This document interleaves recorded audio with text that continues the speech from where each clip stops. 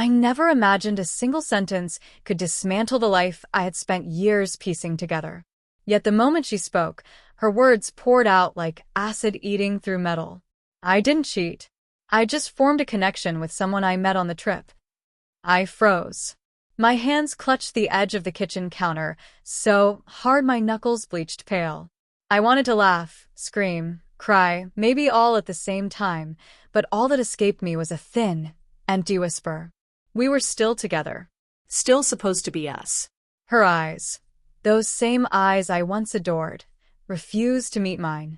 She bit her lower lip, a nervous habit I'd always found cute, but now it only fueled my anger.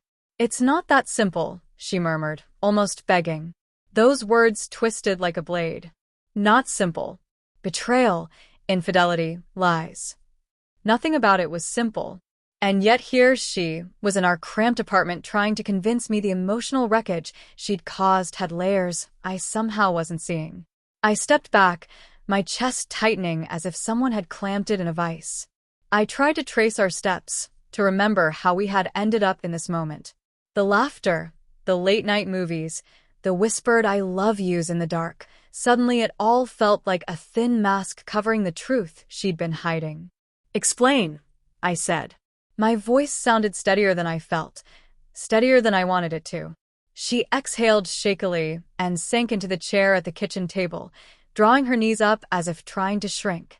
The soft hum of the refrigerator filled the silence, the same background noise I'd lived with for years, now sounding almost cruel. "It started on the trip," she said slowly, picking each word as if it might explode. "You know that work conference from last month? I met someone there. We talked, and it felt different. But it didn't mean I stopped loving you. I just felt a connection I can't explain." I let out a hollow, bitter laugh. "Connected? That's what you call it? Because from where I'm standing, it looks a lot like you were starting to fall for someone else while we were supposed to be building a life together." Her eyes welled, and I hated myself for noticing that even now, especially now, she still looked heartbreakingly beautiful. How could someone capable of this still look so painfully human? "I didn't sleep with him," she whispered, and for the briefest moment, some pathetic part of me wanted to accept it. "I promise. But I did care.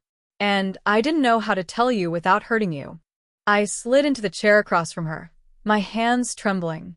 My mind spun through memories, late phone calls, long nights, the quiet gaps that had crept into our relationship long before this trip. I had noticed her drifting, but I'd brushed it off as stress, work, life. I had been wrong. "So all those times you were distant, all those nights you came home late, all those excuses." I choked on the words. The anger, betrayal, grief, they all crashed out of me in broken pieces. That was him, wasn't it? Not me. She flinched, but she didn't deny it. "I didn't mean for it to happen," she whispered. "I didn't even realize what it was until it was too late. I love you." But something shifted. I wanted to scream. To smash something. To collapse onto the floor and disappear. Instead, I just sat there, chest burning, replaying every laugh, every kiss, every promise I had ever made, wondering which of them had been real for her.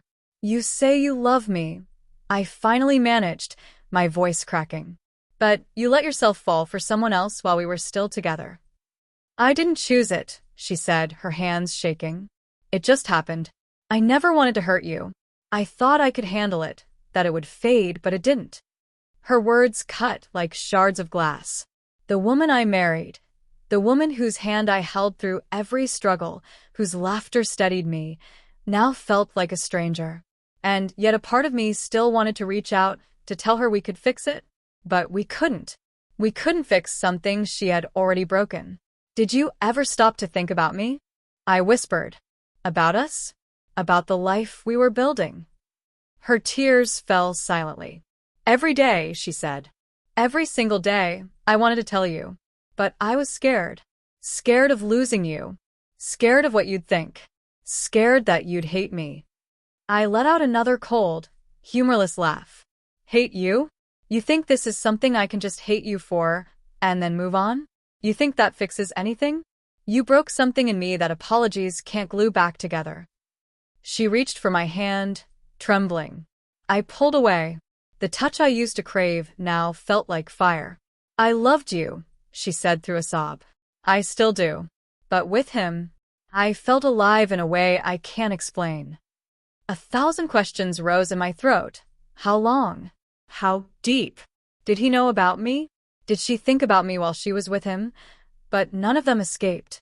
Because I already knew, no answer would make this hurt less. For a long stretch, neither of us spoke. The kitchen felt smaller, the air heavier. Outside, the city moved on, unaware of the ruins left inside me.